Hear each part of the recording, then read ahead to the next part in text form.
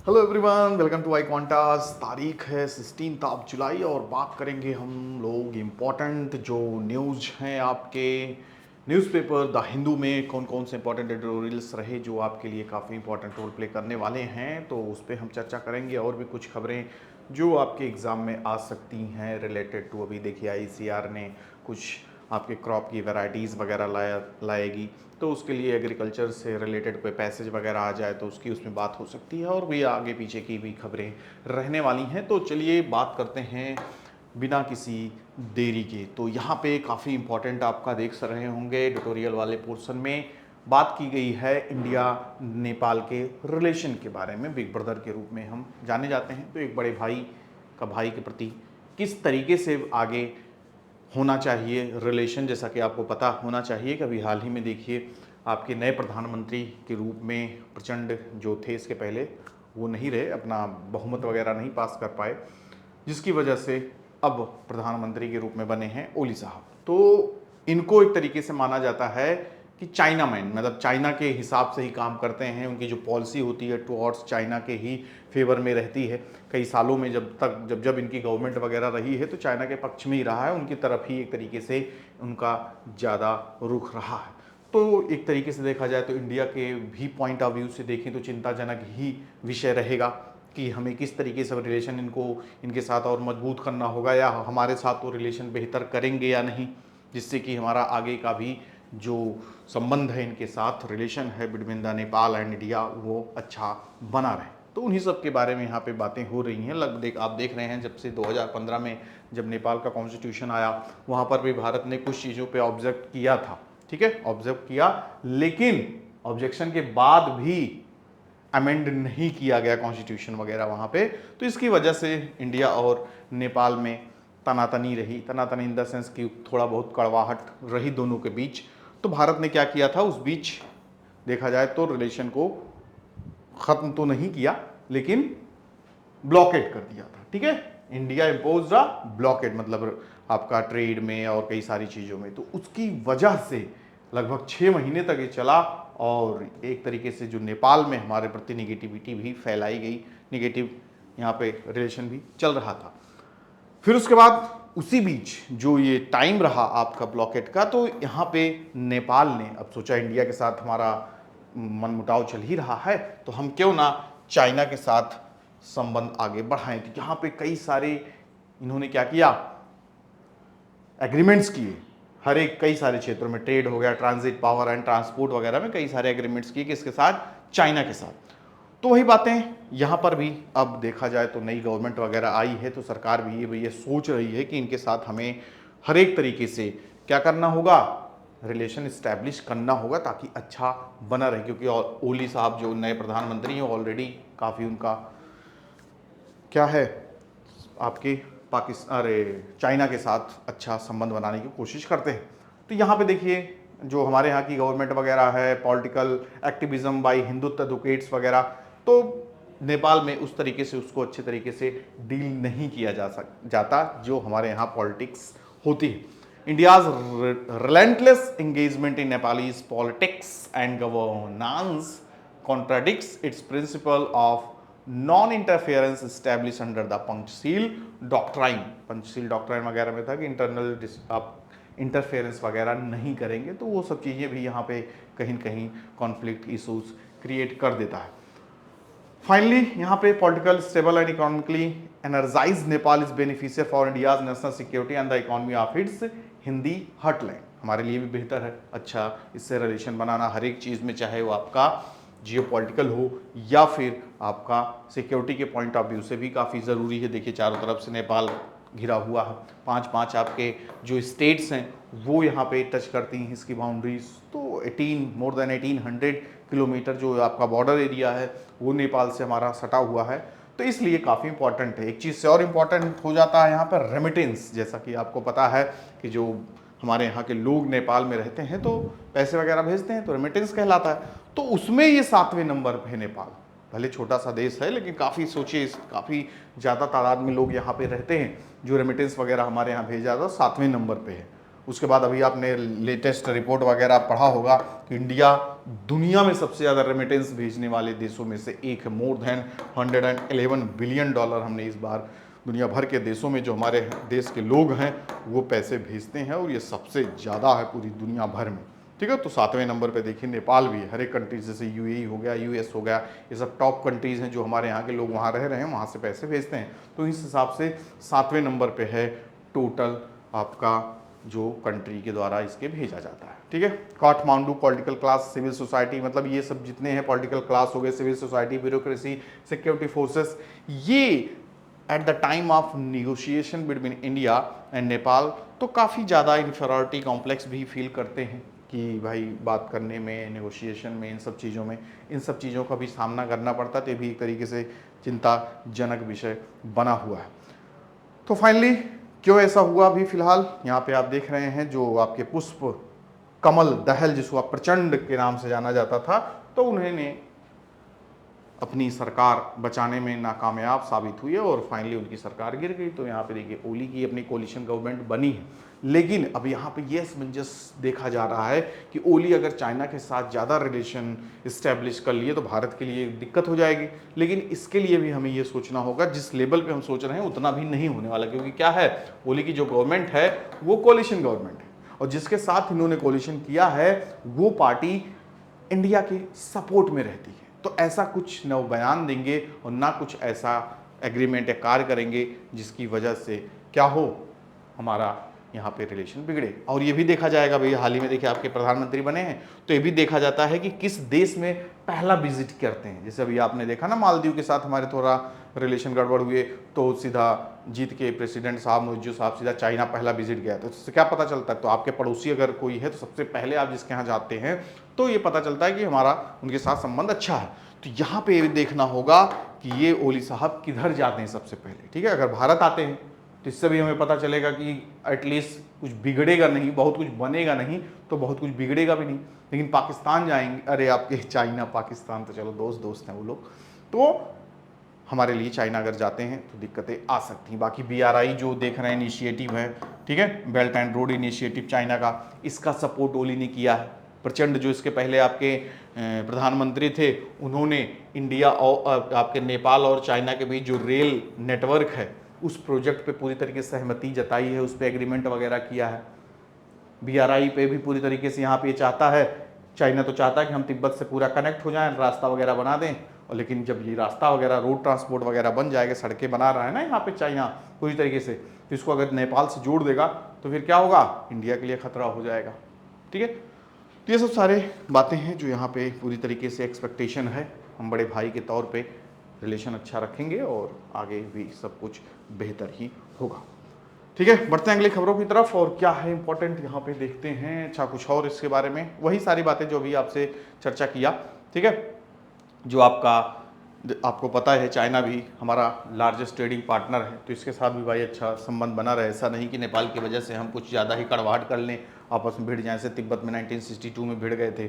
ठीक है, तो इंडिया के साथ यहाँ पे नेपाल शुरू से ही क्लोजेस्ट रहा है हर एक चीज़ों में। ठीक है, एक प्यारा पड़ोसी के रूप में रहा। लेकिन देखा जाए तो शुरू से ही जो हमारी समझ होनी चाहिए या उसकी जो समझ होनी चाहिए, एक म्यूचुअल अंडरस्टैंडिंग होनी चाहिए between the India and Nepal, वो शुरू से ही कम आंका गया है, कम देखा भी गया है। ठीक है, तो उसके कई सारे इश्यूज़ रहे हैं। ठीक है, बॉर्डर रिलेटेड इश्यूज़, फिर यहाँ पे देखिए ग्लोबल साउथ, चाइना भी यहाँ पे बनने के बाद, प्रधानमंत्री बनने के बाद भी उन्होंने साफ, उनके मंत्री या उनका जो प्रवक्ता वगैरह भी साफ कह दिए हैं कि इंडिया के खिलाफ ऐसी कोई बयानबाजी नहीं होगी, ऐसे कोई कदम भी नहीं उठाए जाएंगे कि रिलेशन गड़बड़ हो। करने की ज़रूरत भी नहीं है, पिद्दी से हो फालतू ऐसी हरकतें करना भी ठीक नहीं है।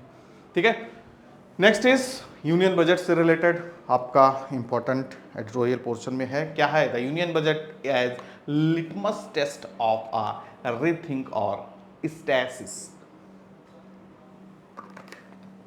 इसमें बात यही की गई, जैसा कि आपको पता है 23 जुलाई को आपका बजट वगैरह पेश होने वाला है। तो इस बार काफ़ी एक्सपेक्टेशन रहेगी, क्योंकि सरकार देखिए बनने से पहले बड़े बड़े वादे की थी कि हम जो आपके क्या हैं सबसे बड़े मुद्दे हैं, इशूज़ हैं, उन पे हम ज़्यादा से ज़्यादा काम करेंगे। जैसे अनएम्प्लॉयमेंट हो गया, इन्फ्लेशन हो गया, ठीक है, इसको दूर करेंगे, गरीबी को दूर करेंगे। तो इन सब मुद्दों पे रोटी की बात की गई थी।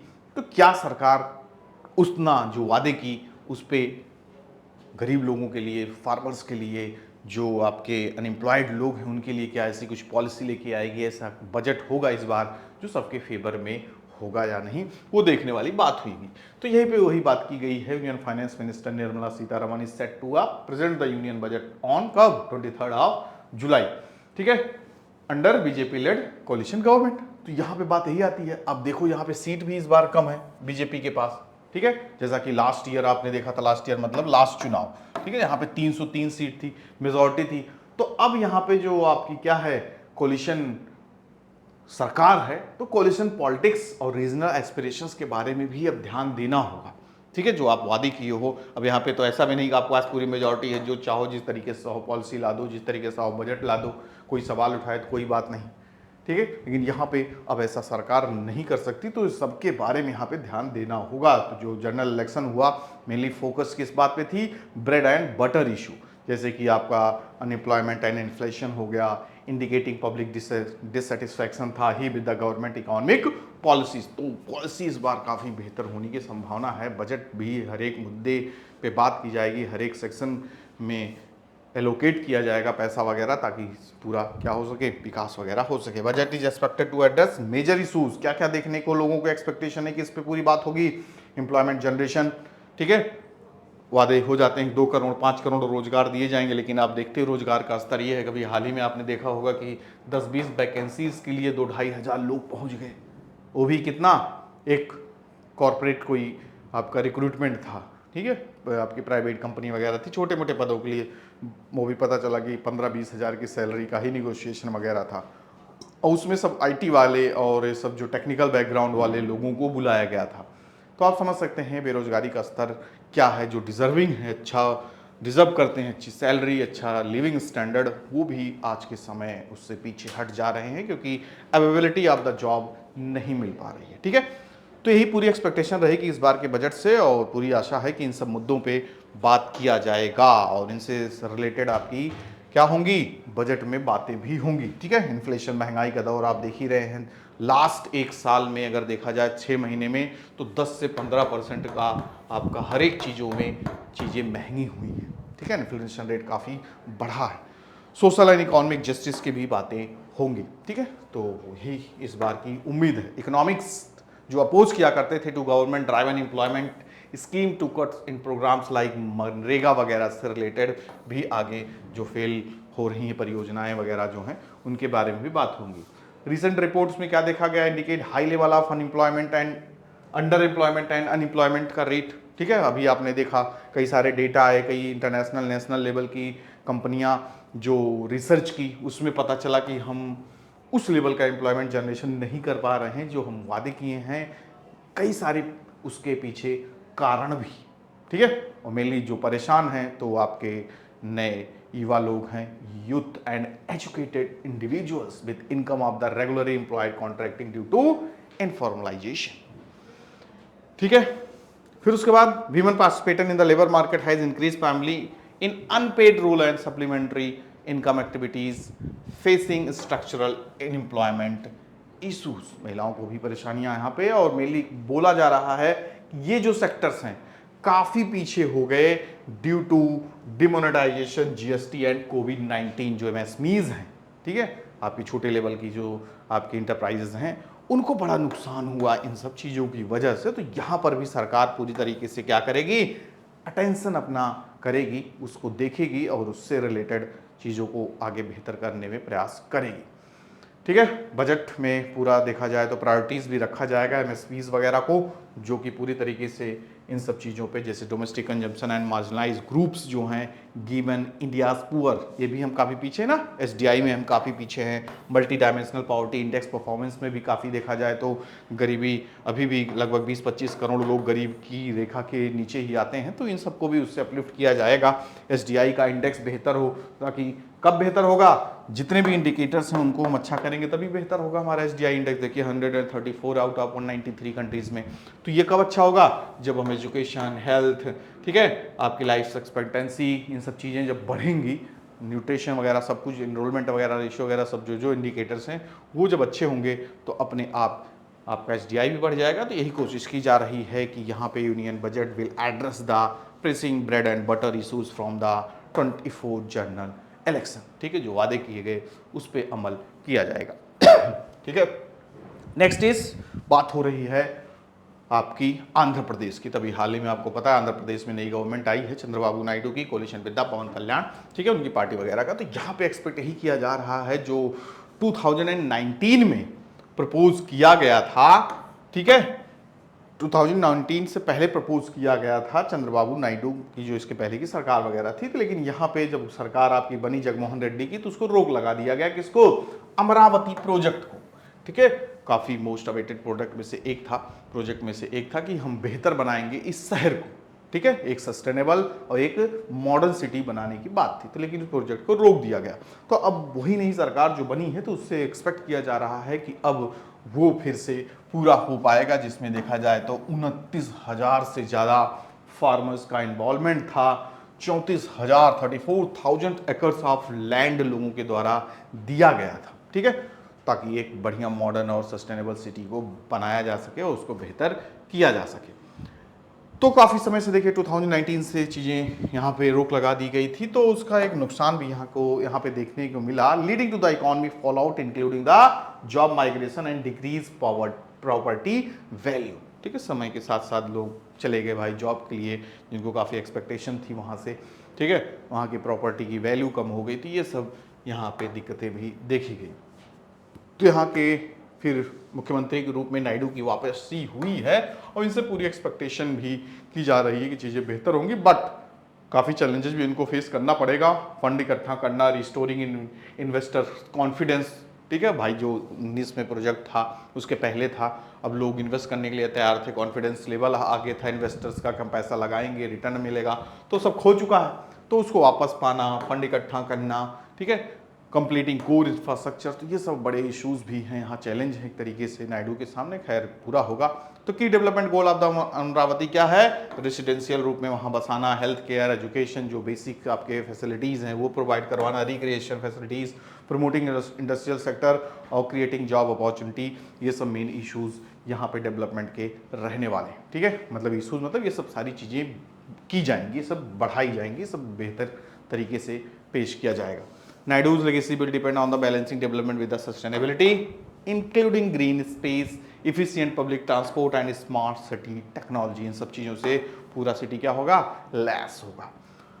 Then finally, political challenges is winning back public trust by demonstrating capability and fulfilling poll promises within the next 5 years। अब जनता भी इसमें देखेगी कि जो आप हमसे बड़े बड़े वादे किए हो, क्या उनको अगले 5 सालों में पूरा करोगे या नहीं, ये सब धीरे धीरे पता चलेगा। ठीक है, इन्हीं सब बातों पे ही तो वोट मांगा गया होगा। फिर फाइनली बात आती है पॉलिटिक्स, जो एक काफ़ी जानी मानी कम्युनिटी है। निषाद के बारे में आपने सुना हो। ठीक है, निषाद एक कम्युनिटी है जो अक्सर आपने पहले समय में देखा होगा, गांव वगैरह में जो देखोगे फिशिंग का काम करते हैं, फिशिंग वगैरह करेंगे, बोटिंग वगैरह करेंगे। ठीक है, जंगलों में रहते हैं मेनली ये। ठीक है, फॉरेस्ट ड्वेलिंग के रूप में अपना रहेंगे, उनकी यहीं घर वगैरह होगा। तो ऐसे लोग भी हमारे समाज के हिस्सा है, ऐसा तो नहीं है बाहरी दुनिया के हैं। तो इनको किस कम्युनिटी में रखना, और देखा जाए इनकी जो मेजॉरिटी है, इनकी जो पूरा संख्या है, ये भी काफ़ी बड़ा रोल प्ले करती है इन द पॉलिटिक्स। ठीक है, इनका भी अपना वोट है। ठीक है, एक वोट काउंटिंग भी है इनका। तो एक दो कॉन्स्टिट्यूंसीज में नहीं, लगभग यहाँ पे देखा जाए यूपी के 20 कॉन्स्टिट्यूंसी में, पार्लियामेंट्री कॉन्स्टिट्यूंसीज इन यूपी 20 और 10 पार्लियामेंट्री कॉन्स्टिट्यूंसीज इन बिहार, यानी बहुत बड़ा रोल प्ले करती, मतलब रिजल्ट आगे पीछे कर दे। अगर इनकी कम्युनिटी किसी दूसरी पार्टी को वोट दे दे, आप सोचिए हमारे साथ जाएंगे, हम जीत जाएंगे, तो वो क्या हो सकता है, आपके हार जीत का फैसला बदल सकते हैं। तो यहाँ पे उन्हीं की बातें की जा रही हैं कि ये कैसे हैं। Nishad is an umbrella term for dozen of riverine castles in the North India। जो नदियों के किनारे मेनली क्या होते हैं, इनका जो बसेरा होता है, इनका रहन सहन होता है, तो नदियों के आसपास किनारे जो आपके जंगल वगैरह हो गए, आपका थोड़ा देखा जाए तो फॉरेस्ट एरिया हो गया, तो वहाँ पे ये मेनली रहते हैं। तो इनका मेनली काम ही क्या होता है कि ये आपका क्या करेंगे, जैसा कि आपको बताया, मछली पालन या मछली मारना, या फिर उसके साथ साथ बोटिंग एक्टिविटी, जंगलों में रहना, ये सब इनके मेन कार्य होते हैं। तो after the Mandal commission they started introducing themselves as Nishad, ठीक है। मंडल कमीशन ने जब अपना दिया था कितना ओबीसी, कितना रिजर्वेशन वगैरह, कितना कैटेगराइज किया गया था ना, तो यहाँ पे इन्होंने अपने आप को निषाद मान लिया। और Nishad in UP Aspire for the two things, क्या क्या काम करते हैं, मेनली दो चीजों के लिए जाने जाते हैं, rights over reverse and river produce, और उसके पास साथ साथ रिप्रेजेंटेशन, इनका रिप्रेजेंटेशन भी है पूरी तरीके से देखा जाए तो पॉलिटिक्स में, और उसके साथ साथ इनका नदियों के किनारे रहना, और जो रिसोर्सेस हैं उसको रिवर जो प्रोड्यूस है, एक तरीके से इनका उस पर राइट्स भी होता, वहीं रह रहे हैं तो भाई जैसे आप कहीं रह रहे हो तो आसपास की चीजें आपका एक तरीके से कम्युनिटी राइट्स है, ठीक है। तो ये यूपी में, बिहार में भी काफी भारी संख्या में पाए जाते हैं। निषाद इन बिहार है also been involve in the similar struggle, यहाँ पे ये कुछ संघर्ष कर रहे हैं, संघर्ष इन द सेंस कि इनकी मांग है कि इनको शेड्यूल कास्ट में रखा जाए, ठीक है। तो उसके लिए स्ट्रगल कर रहे हैं, डिमांड कर रहे हैं, क्योंकि आप देखोगे बिहार में काफ़ी जातियां हैं और जातियों का टोटल ओबीसी ईबीसी ये सब मिला के लगभग 63% यहाँ पे डेटा आपको देखने को मिलेगा, ठीक है।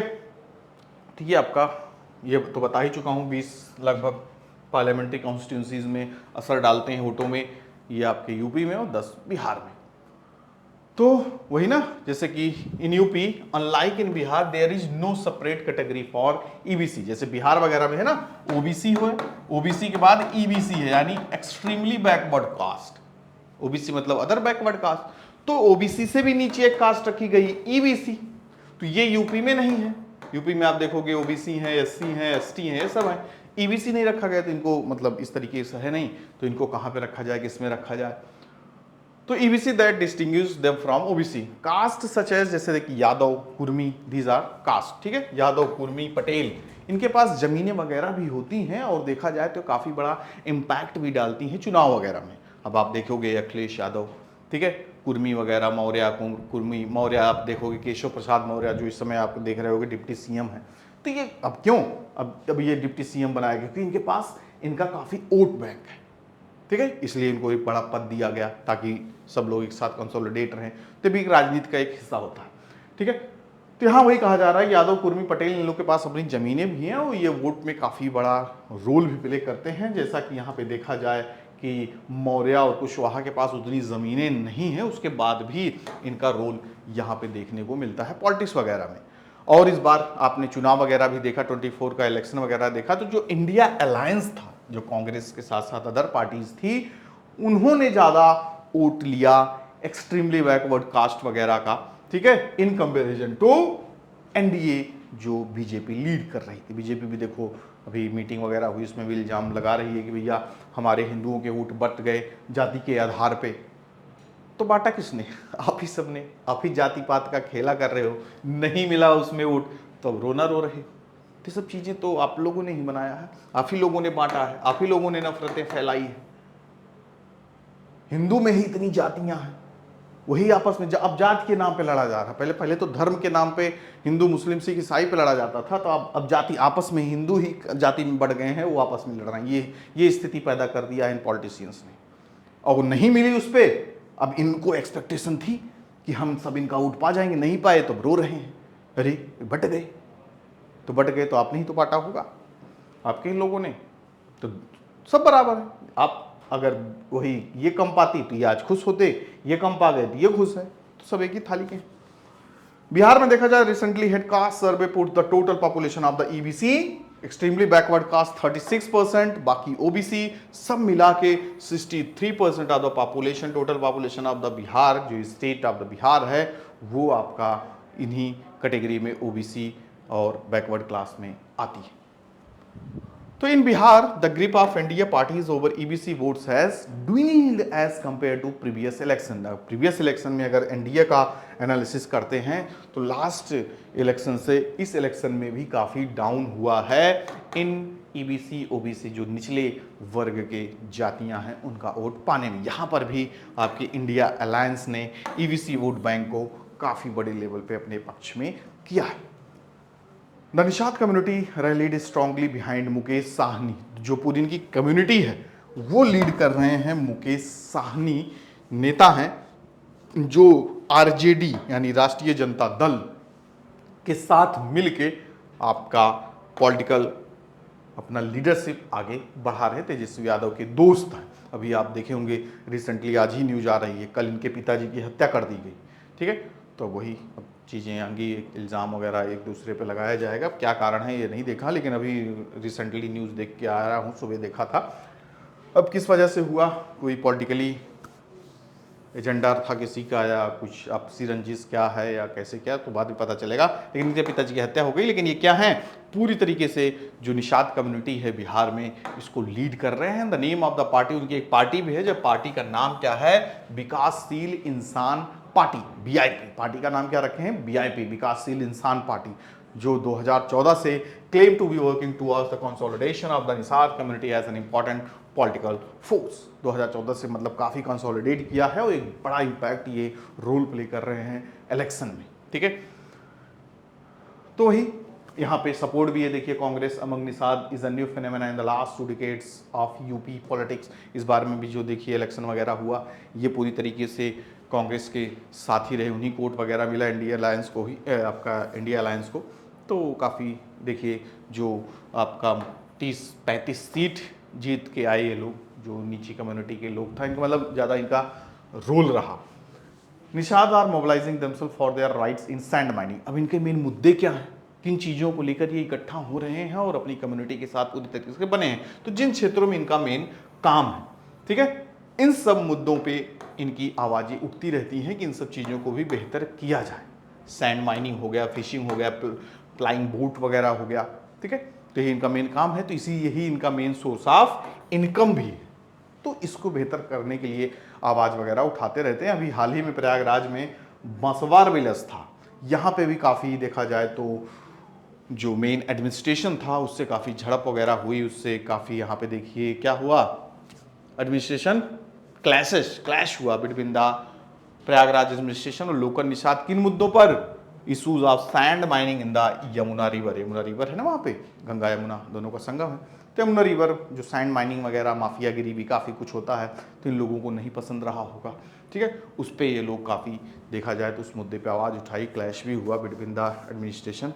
कास्ट सर्वे का डेटा वगैरह जो 2023 का है, reinforce the socio economic backwardness of the community, पता चला कितने हैं और कितने बैकवर्ड लेवल पे हैं। इनको अब एनालिसिस करने का समय भी आ गया है और इनके जो मुद्दे हैं, इनके जो इशूज़ हैं, उनको बेहतर आप करेंगे तो आपके प्रति आ जाएंगे, नहीं करेंगे तो दूसरे के प्रति जाएंगे। जहाँ उम्मीदें होंगी वहीं तो होगा। एक जो वनरेबल सेक्शन होते हैं, जो लोअर कम्युनिटीज़ होती हैं, तो उनको क्या होती है, एक आश होती है, आपसे उम्मीद होती है कि आप हमारे लिए बेहतर करोगे। तो उम्मीद पे आप खरे नहीं उतरोगे तो फिर वो दूसरी तरफ जाएंगे। एक आम इंसान क्या है भाई, एक एक्सपेक्टेशन है, उसको कौन सी सरकार चलानी है, उसको तो अपना घर देखना है। तो उसका घर अगर बेहतर चलेगा तो आपके साथ रहेगा, नहीं चलेगा तो बदलाव लाने की कोशिश करेगा। यहाँ पर भी एक इम्पॉर्टेंट खबर यही है कि ज़्यादा कुछ जानना चाहिए, मान लीजिए आ जाए कुछ थोड़ा बहुत इसके बारे में। EEG के बारे में आपने सुना होगा, ठीक है, जिसके माध्यम से हम क्या पता करते हैं, जो आपका ब्रेन में क्या होता है, electrical activities in the brain, इसके थ्रू हम कई सारी चीज़ों को पता लगाते हैं, जैसे कि डायग्नोज करना हो, इपिलेप्सी, मिर्गी वगैरह जिसको आता है, या check effects of anaesthesia, sleeping pattern क्या है, neurological activities during coma and confirm brain death. तो इन सब को डिटेक्ट करने के लिए, इन सब चीज़ों को डायग्नोज करने के लिए काफ़ी हेल्पफुल रहता है आपका EEG, जो जर्मन फिजियोलॉजिस्ट के द्वारा इन्वेंट किया गया था। द नेम वाज हंस बर्गर। ठीक है, तो इसको जानना थोड़ा जरूरी है, क्योंकि ये क्या हुआ भी, इसका 100 साल पूरा हुआ, तो इसके चांसेस वगैरह रहेंगे जो 100 साल 150 साल, मतलब कोई इस तरीके से आपका एनिवर्सरी टाइप रहे, तो उसके आने की पॉसिबिलिटी यहाँ पे बन जाती है। तो इसका टेस्ट वगैरह by placing electrodes on the scalp, मतलब आप देख रहे होगे ना यहाँ पे लगाया हुआ है स्कार्प पे, ठीक है, इलेक्ट्रोड्स वगैरह इन सब के माध्यम से पता करते हैं।